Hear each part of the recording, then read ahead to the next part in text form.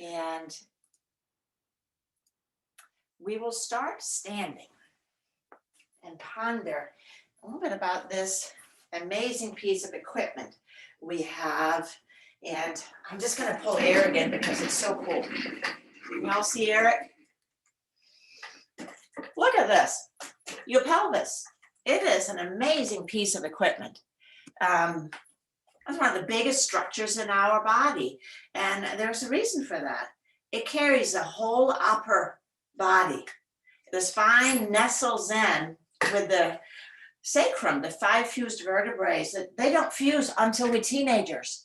So until that time, they have full mobility. And somehow nature said, well, they ain't going to work out as we get older. And they become one thick, the thickest bone in the body to carry the weight of it all up. So the hip joint right here, amazing mobility.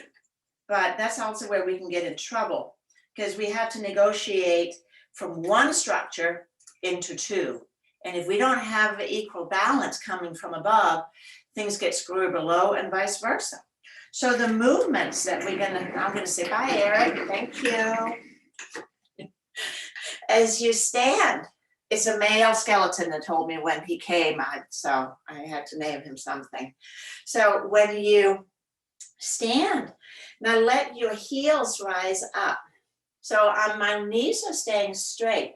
I just want to check in with does my spine negotiate this movement up and down? Or does one side move a little easier? So we're going to work on these are the internal obliques, the hip hikers, call them the naughty girls because they get themselves in trouble all the time. And the other thing that happens in the pelvis, we have joints in the pelvis. We have one in the front, the pubic symphysium, that's a funny name, and then we have between the sacrum. And that our sacrum has to be able to move back and forth with our pelvis as we walk. If this is not happening, we have to swing the whole bit around. I'm exaggerating when we walk. So if you bend one knee and then the other, can you feel like your sacrum has a little bit of give forth, back and forth? Your pelvis, one is dipping forward, one is going back. That's our walking motion. But if the sacrum is locked in place, where do we transfer that energy? Last, stand on one leg and then swing your leg back and forth. So this is flexion forward, extension back. So we want to have full mobility of that. And right now you are using one of the main players on your standing leg, gluteus medius, to maintain the balance. And then swing the leg from side to side.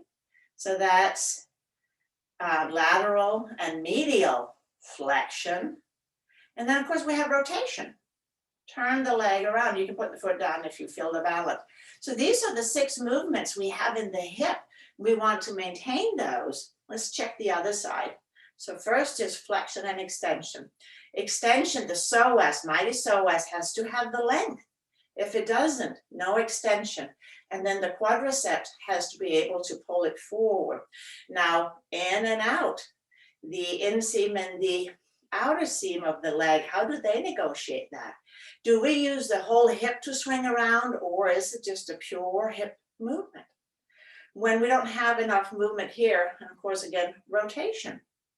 When we are lacking this movement, all right, standing. Then what else are we inviting in to do the job for us? So the other thing too that happens, if you place your hands on your front pelvis bones, then this is really good to do in front of a mirror. And do that little hip hiking thing again that we did.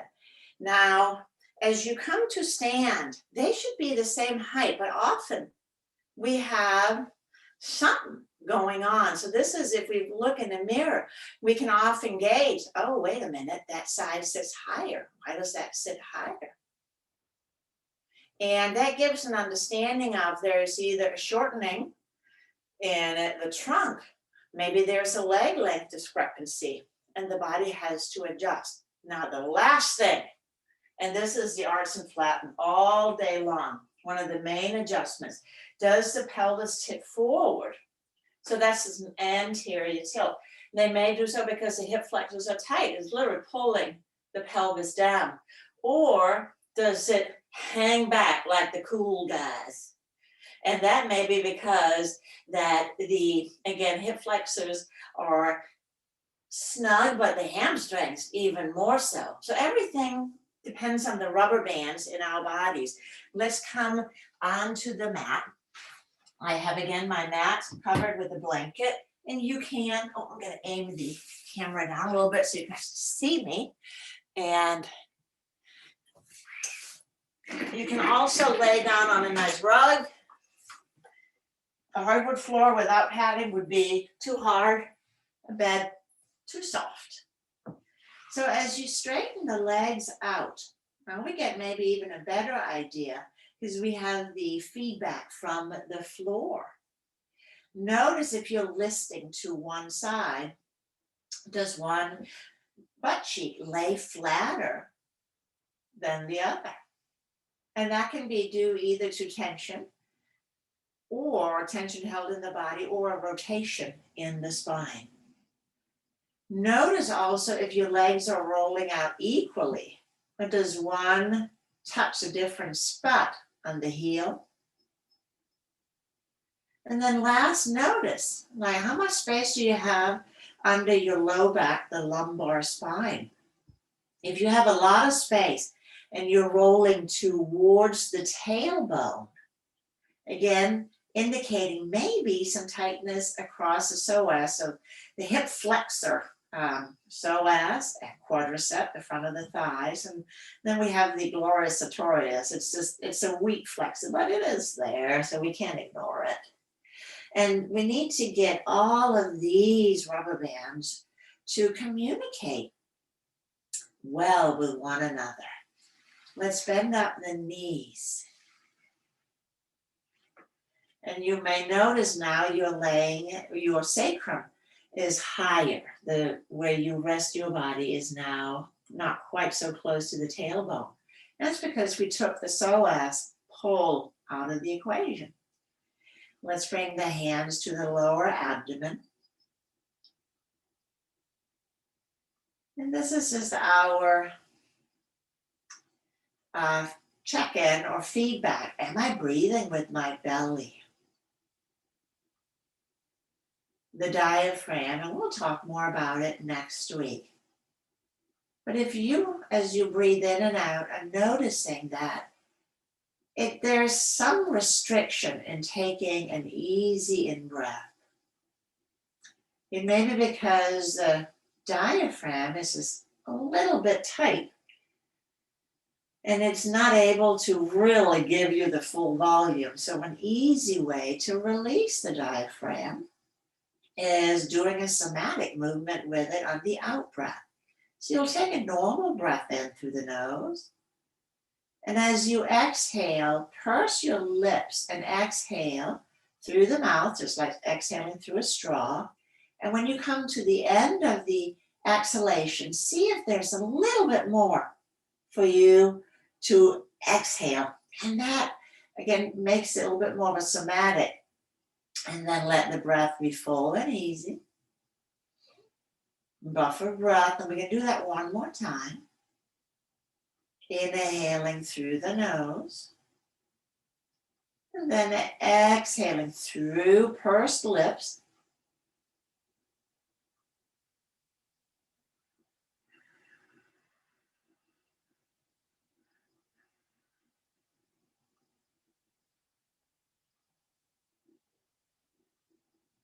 And squeeze out that last bit. And then take a normal breath in and out.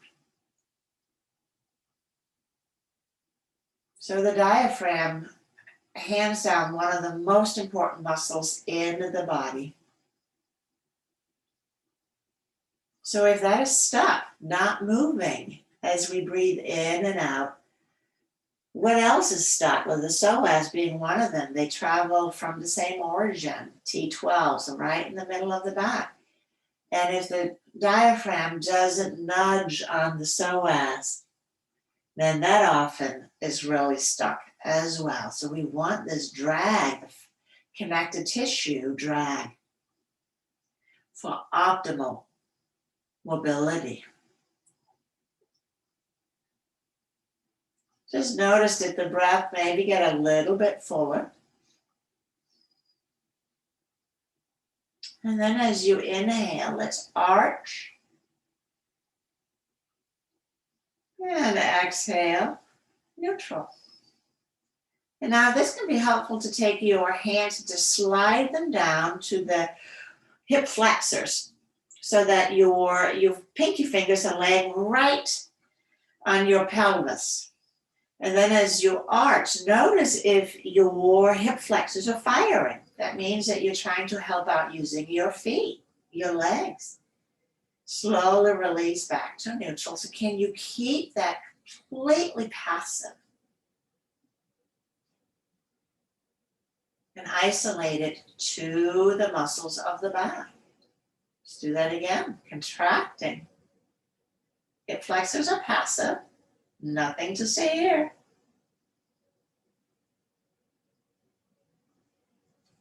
And slowly releasing back to neutral.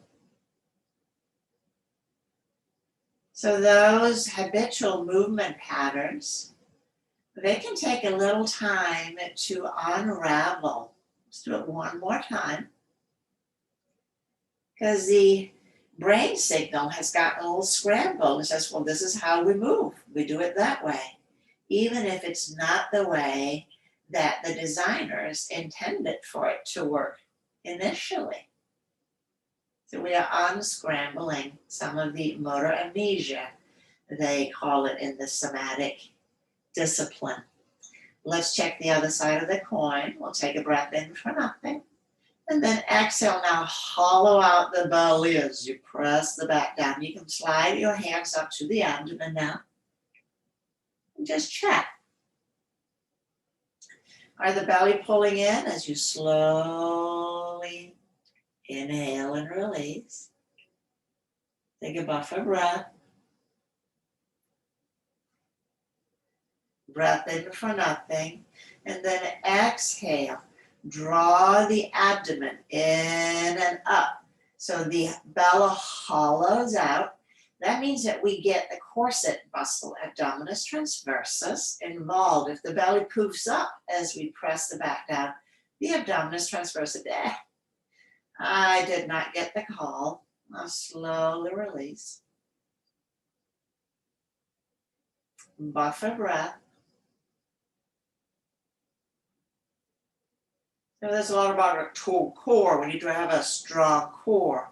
And we really work with all of the sides of the core in the somatics. Right now, the front and the back. Let's do that one more time. Inhale for nothing. And exhale, flatten the back, hollow up. And now also draw the pelvic floor up. Pelvic floor draws up. It's a little bit like bringing your sits bones just closer together. That's the bottom of your basket. An important part of the core. If the pelvic floor, the three layers of muscles here are weak or over tight, the integrity of the whole basket is now off. Let's do that one more time. Flattening the low back belly in and up, and then draw the pelvic floor up. Again, Mula Bandha in yoga is the pelvic floor. Uddiyana Bandha is the abdominal lift. And slowly release. Buffer breath. And let's put these two together. Inhaling, arching, and if you notice that your hip flexors were really eager to go to the party, then slide one hand down so that you can monitor that you're not returning to an automated response. Breath in for nothing. And exhale, flattening. Belly in and up, pelvic floor up. And then slowly release. And I don't cue the pelvic floor every time we do the arch and flattening, but I invite you to bear it in mind. Let's take a breath in and out as part of your core. Inhaling, arch. And exhale. Draw the abdomen in and out. I'll give you a little incentive here for the pelvic floor. It allows you, if you have healthy tone, to skip the depends aisle completely forevermore. And slowly release. Buffer breath. One more time. Arch. Low back muscles. Floating back to neutral. So we are always letting the muscle release. We are not using other muscles. We are decontracting, breath in for nothing. And exhale, now flattening. Belly in, pelvic floor up. Feel the ribs, are they splaying out? That's the name of Uddiyana Bandha. It means upward wings. And slowly release. And pause. Notice the breath. Notice where you are now resting on the sacrum. Did it creep up just a little bit?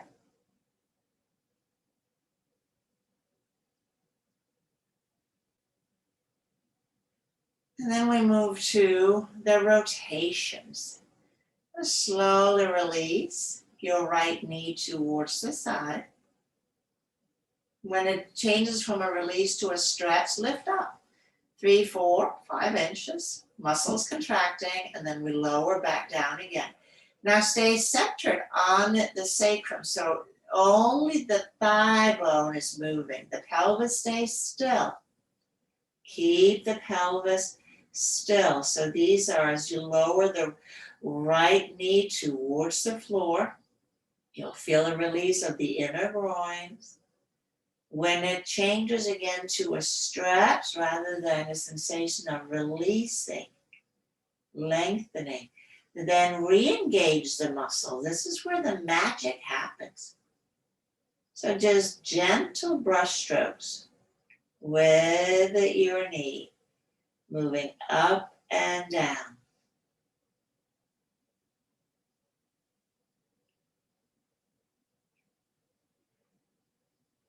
So here's a theory, just a theory at this point, but these muscles are often really tight on folks. But there is laxity in the pelvic floor muscle. So are we again substituting muscles that weren't designed to do the job? And so we end up with this imbalance in our hip mobility. Gentle brush strokes.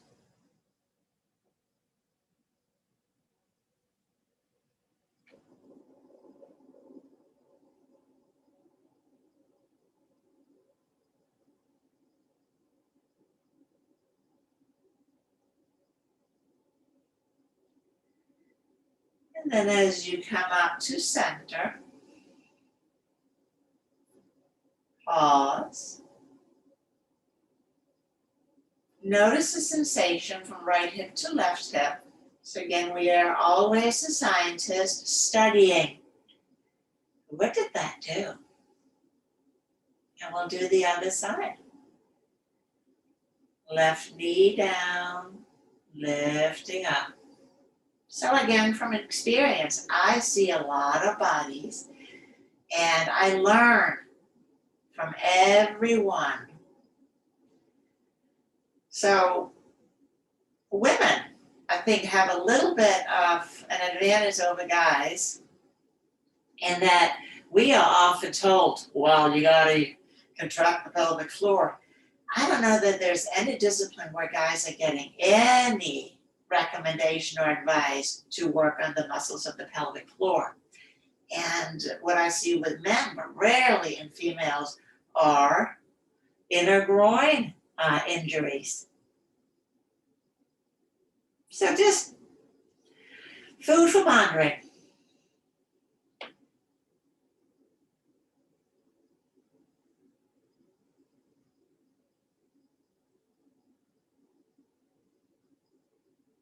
Gentle brush strokes, up and down. Does this side feel different? Is this the easy side?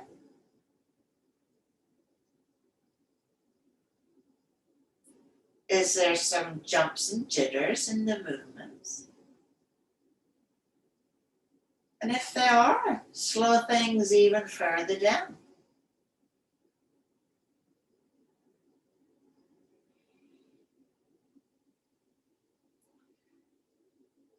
So from now, as you come up, that was tending it to the inner groins. And let's switch now to the outer hips. You will hook the left leg over the right. So left leg hooks over the right. That's your ballast. Slide thigh to thigh. You're sitting like a lady. Take the arms out to the sides, palms facing up. So the left leg is your ballast. And then let your knees go to the left side and take your hip along with you. So we're looking at this as one seam. And come up again, same thing. When it changes from a release to a stretch, we re-engage, not just the outer hip, but you're going to re-engage the waist to facilitate lifting of the knees. Not all the way up. Again, several inches up. Get the muscle spines. You can take your right hand and place it right at the waist between the ribs and the hips. Are these muscles engaging as you pull the knees up?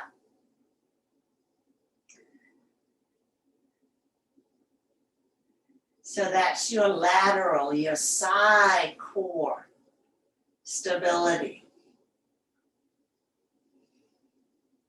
If there's an imbalance from one side to the other, there often is, our dominant side tends to be tighter, or we may have had surgery or an accident that has created some trauma. So again, knees go to the left and roll as far onto the left hip as it is available. Get as much rotation and length in your right waist. Does it fire pulling up? Does it lengthen going down? Gentle brush strokes.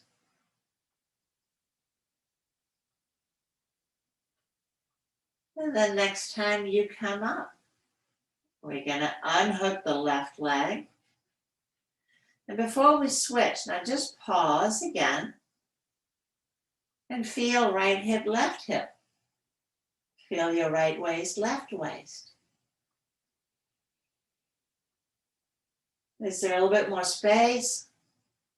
How is the breath? If the psoas get a little bit more length, and we're going to switch to the other side because the left side is saying, oh, don't forget me. So now right leg crosses over the left. And it's just to add weight.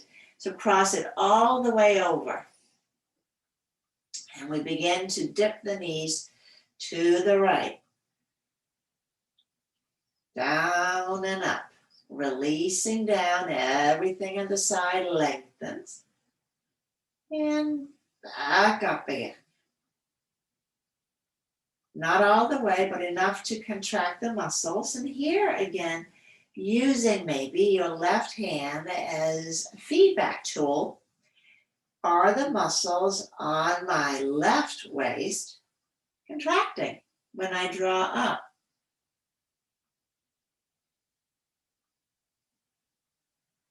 Are the muscles on my outer hip contracting to draw up?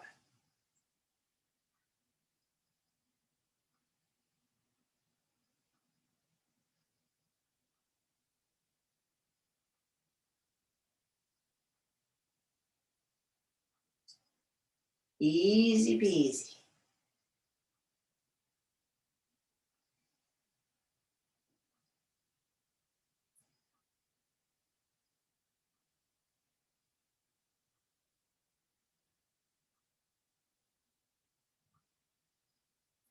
back and forth.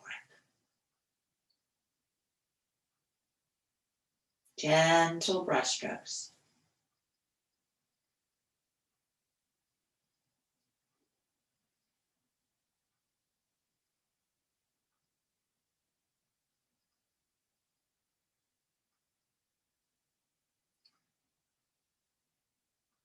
And then next time you come up, just uncross, pause,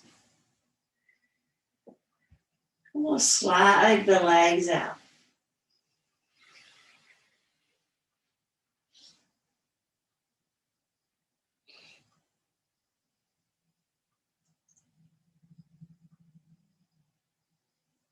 And as you slide the legs out, just notice how your body is now resting compared to when we started. What has changed? Now we must tend to the hip flexors. So that's again the quads from below and the psoas from above. So we'll start with the quads. Let's bend up the left leg. And that's to help provide us with some stability across the pelvis. So you'll slide the right heel up, foot is down, so the knee points to the sky. Once it can't come in any further, pull the knee into the chest. You can place a hand in the front groin. Now we want the hip flexors to engage. And then slowly release the heel back down. And slide the heel out.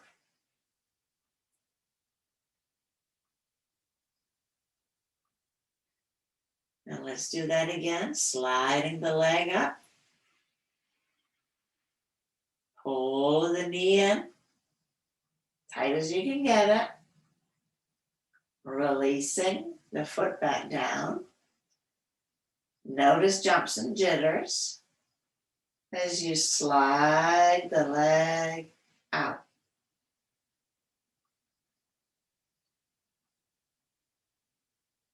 One more time, slide the leg in. Pull the knee in. And release. Back down.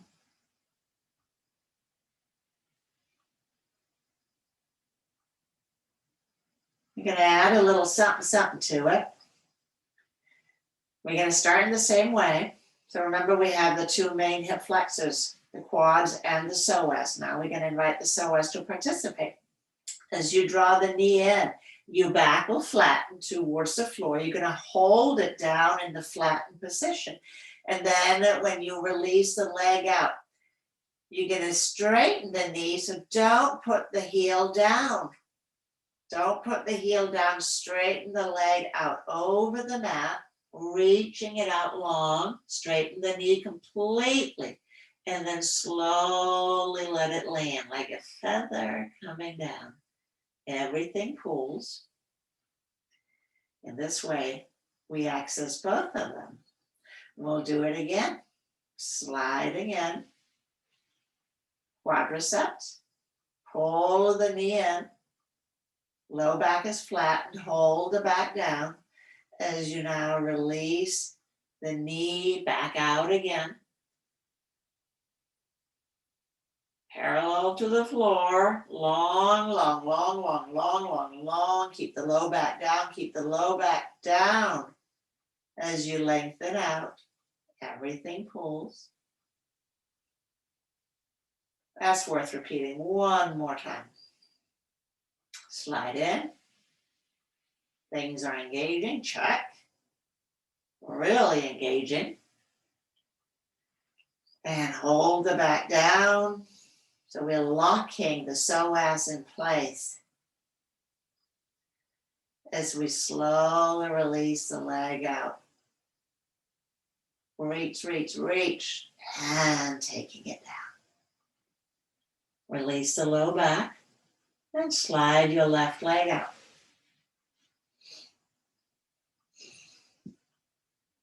And notice as you breathe in and out, toggling your awareness right to left. How do the two sides of your body feel?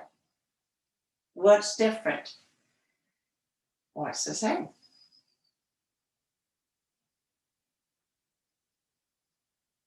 Let's bend up the right knee, because my body said this is worth repeating.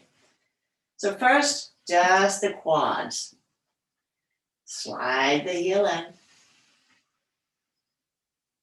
Hold the knee. And then releasing the foot back onto the mat, knees bent, knees bent. And then slide the leg out. So the quadricep has two jobs, right? Straightening the knee and flexing the hip. So now we want to make sure that we have both ends tended to. We're sliding in again. Because if there's imbalance on one end of a joint, it can often transfer to the other end. Pull the knee in. Releasing the foot down, bent knee. And slide the heel up. Slow and easy. Feel the kneecap kind of sort of pulling up as you straighten the leg. That is the lower part. If you have knee thingies, this is a good one for you. Now let's do it one more time. Pull the knee in. Lowering down. Keep the pelvis steady. So just keep part of your mind on the pelvis, that it's not wobbling and rocking all over the place. Now I think we're ready to add the psoas. Slide, heel in, pull the knee in, flattening the back. Now the back has to stay flat. And as you extend the leg out, keep the back down, extend the leg out. Don't touch it down, just out over the floor. And then slowly lower down.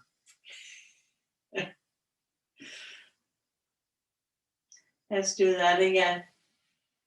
I love the curious dogs and cats, kittens that shows up to practice. Flattening the back as you come in. And then slowly extend the leg out without putting it down. So now the psoas, we're putting both tone and length. Reach the foot out, reach the foot out. Lowering it down. Buffer breath. And one more time. Sliding in. Knee pulls to chest. And slowly, slowly, extending out, low back flat, low back flat. As slowly as you can with a straight leg releases down and everything pulls.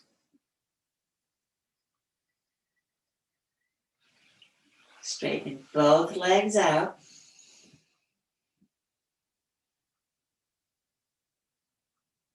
Notice the breath.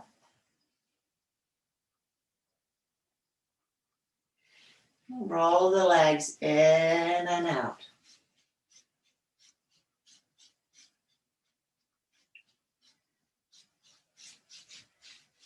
So with straight legs, I'm just doing the rotation of the hip.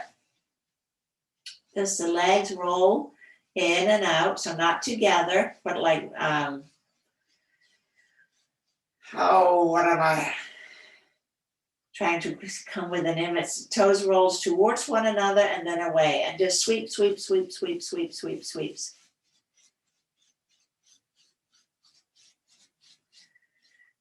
And then from here, let's come on to the right side.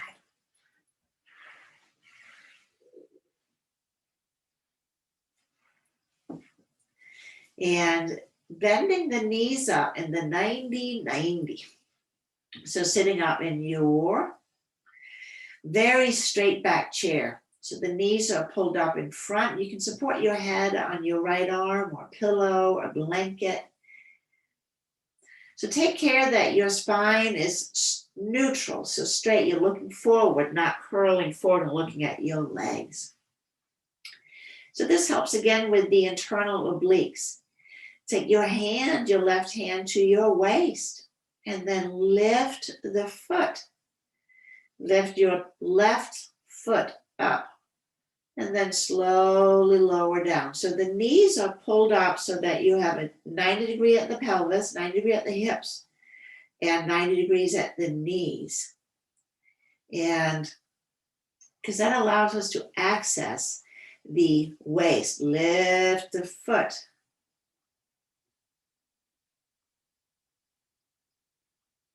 And slowly lower down. Is the side contracting? So as you lift the foot, does the hip hike up? Does the hip hike up? You may be using the hamstring. So if they fire, you go nay, nay, nay, nay.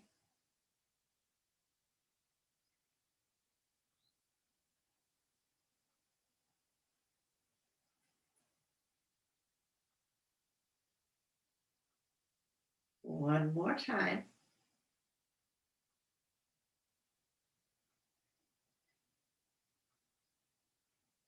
And we'll take the legs straight out in front, and that's for the iliotibial release. So now again, you're still sitting in your very straight back chair, hips at 90. And then the bottom leg just stays where it is, but the top leg is now straight out. Now, if the hamstrings are saying, I don't think so, go ahead and bend up the knee to the degree that you have to, but keep the hips pulled back. Pull the hips back. And then inhale, we're going to lift the left leg straight up, about a foot. And then slowly releasing it down, slowly. So right now, your whole outer hip complex is on. And slowly, as you come down, release. Buffer breath. We're going to do that just one more time. Lifting left leg straight up. And your outer hip fires here. So stabilizes gluteus medius. And slowly, slowly, slowly lowering down.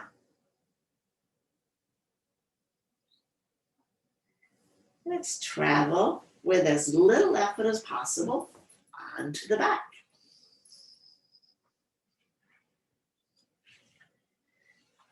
I just want to see what happened here. So I'm going to straighten the legs out before I roll over. And just see the left side.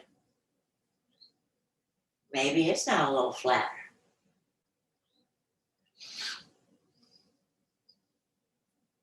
We all have tension in different places of our body, and no two bodies holds it in the same way. So knowing which movements gives us the most bang for the buck, so that we can add those regularly until we get the imbalance sorted out. Always start on the easy side. Remember, let that tutor. Again, so from straight, pull the knees up, sitting in your very straight back chair so that you have a 90 degree at the hips and 90 degree angle behind the knees. That way we know we are preventing ourselves from having a lot of other helpers. Lifting your right foot and lowering it down.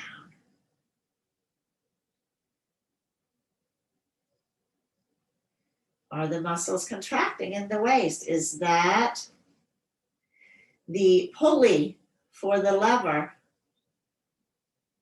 lifting the foot? So as the foot begins to draw up, can you feel the muscle contracting? if you're lifting the foot without using this muscle, the internal obliques, what are you using? The hips hike up and then slowly release down. So it's like swinging a door open. Mark, pull your knees up higher. Maybe even a wee bit more. So sometimes the camera angle is a little bit interesting.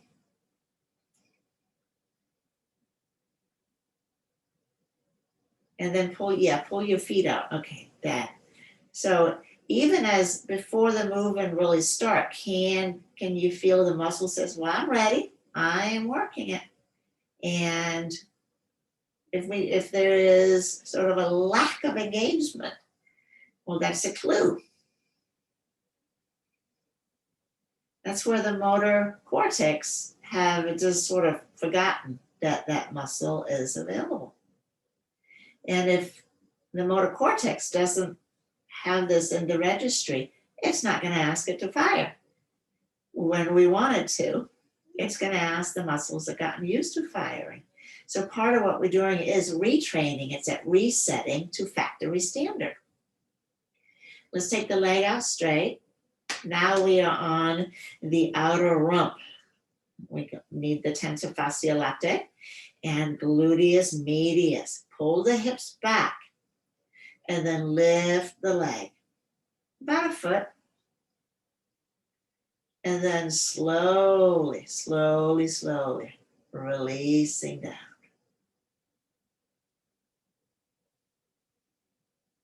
Buffer breath. And repeat. Lift the foot. And slowly, slowly, slowly, slowly, lowering down.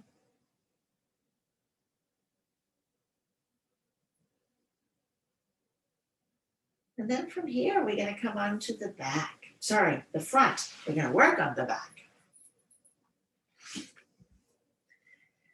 Because our main extenders, the glutes. So as you come to rest on your belly, and place your head just any way that is comfortable for you. You can turn to the side, it can be straight down. But what I would like you to have access to is take your right hand and place it right on your butt, your right glute. I'm not making this term up, lazy butt syndrome. If our hamstrings fire before the glutes do when we do extension, when the leg goes back, we're in a world of trouble. So now as you almost lift the right leg, is the glute starting to fire? And as you lift the leg, glute fires. The hamstring is going to help out, but it's secondary, only secondary. Lift the leg and then slowly, slowly, slowly releasing down.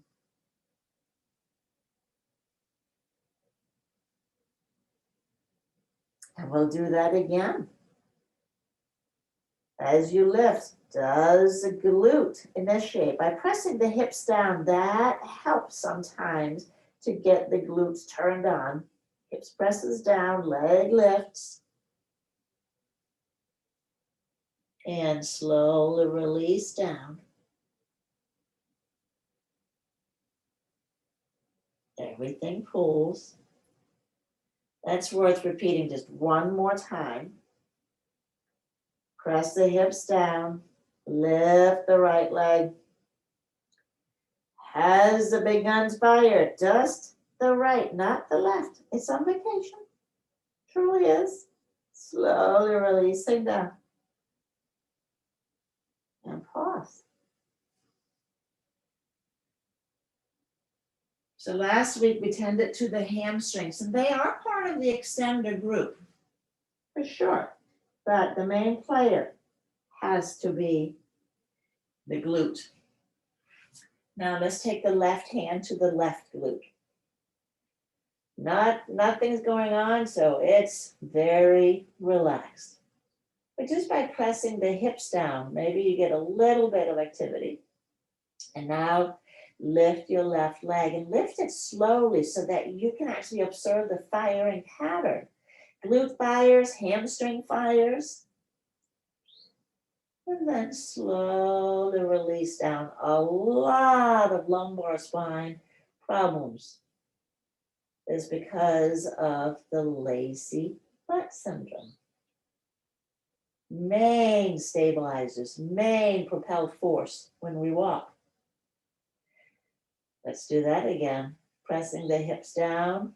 Initiate and then lift. So initiate. You feel the muscle is turning on. Boom. And then slowly release. Slowly release.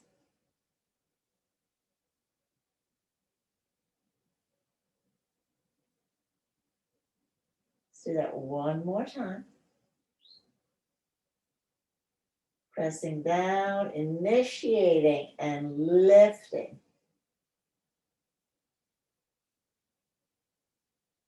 And releasing.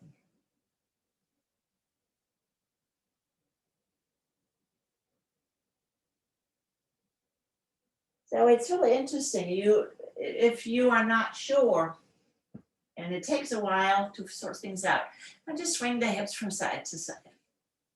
Swing the hips from side to side. You can do this one hand on each bun and lift both legs. We ain't going to do that today, but you may notice that one side is really on the job and the other not so much. We're going to come onto our back again.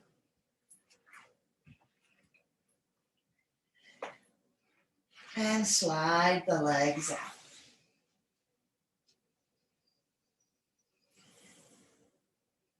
Take the arms out to the sides. So the fallen tree movement, one of my favorite, it addresses most of the hip mobility, except of course extension, but we just did that, so we are good. Now let's roll the right leg in, and roll it out. Roll it in again, roll it out. And then slide it up with a knee out to the side and slide it back out again. And roll the leg in, roll the leg out, sliding, heel up, maybe a little bit higher, and slide it back out. So hip flexion with rotation. Let's roll the leg in again and out. Slide the heel up. Now let's dip the knee across the left leg, rolling onto the left hip. And return. Knee out to the right side, sliding it back out. Roll the leg in. Roll the leg out. Sliding it up.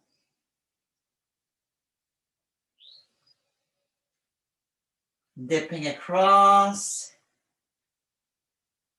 Knee out to the side. Sliding out. I compare our bodies a lot to cars. And I was watching a TV show last night. It had a really weird name. Something about rehashing bangers, which is a British car show. But they rebuild an engine.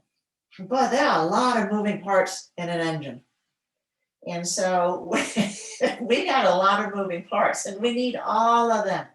And so every piston can fire when it's called upon. And make sure that there are no unintended leaks. So that's really what this work does. Resetting.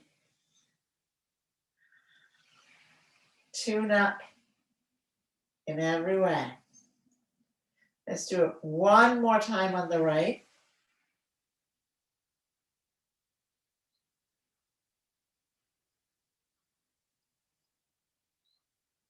And as you slide the leg back out,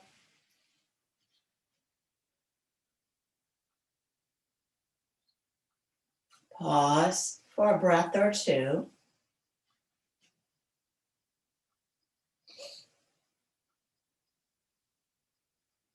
Right side, left side. Left side rolls in, rolls out. Rolls in, rolls out. So for consistency, I tend to start most movement on the right side when I teach. Because ADD people, we need consistency rules. But for your home practice, now let's begin to slide the heel up. Always start the movement on the side that's easiest. And get that awareness to rehabilitate the not easy side. Let's slide the leg up and down several times before we start the dipping. So that just gets the rotation and flexion movement coordinated.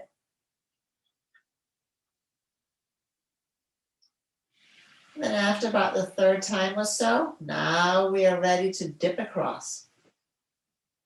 Take it away. Back out again. Sliding out. Roll the leg in. Roll the leg out. Sliding up. Dip across. What is jumpy? What is jittery? Is there pain? And if there is pain, back off. Don't teach your body to move with pain. George Carlyle said, no pain is no pain. And I like that.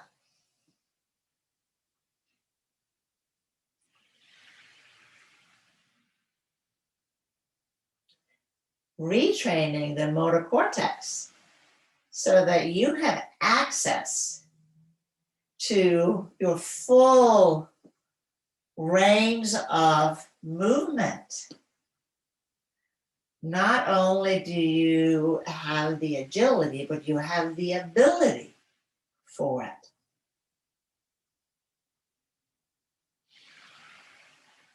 Do it one more time.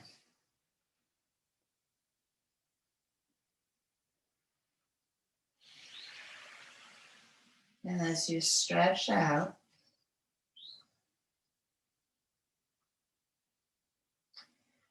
draw the legs together, interlace the fingers. And as you inhale, let's take the arms overhead, pressing out through the heels, hands overhead. Everything consolidates now towards the midline. We'll lift the arms up, switch the cross of the fingers, press the palms again to the ceiling, tailbone towards the heels, and extend again. Full body stretch. Consolidating into this new awareness. And we'll take the arms up, separate the legs out a little bit, and just relax the arms down so you can rest now in a completely effortless place.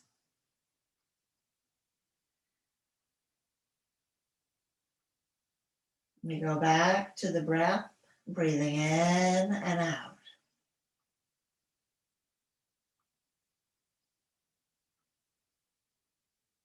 And can you sense this gentle drag from the connective tissue pulling and pushing as the diaphragm moves?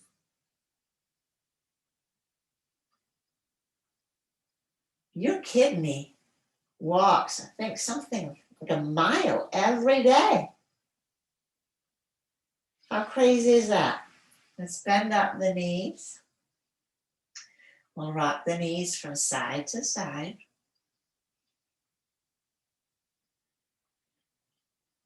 Roll all the way over onto one side.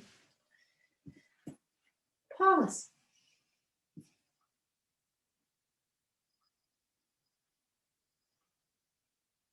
And then use arms and hands pressing up.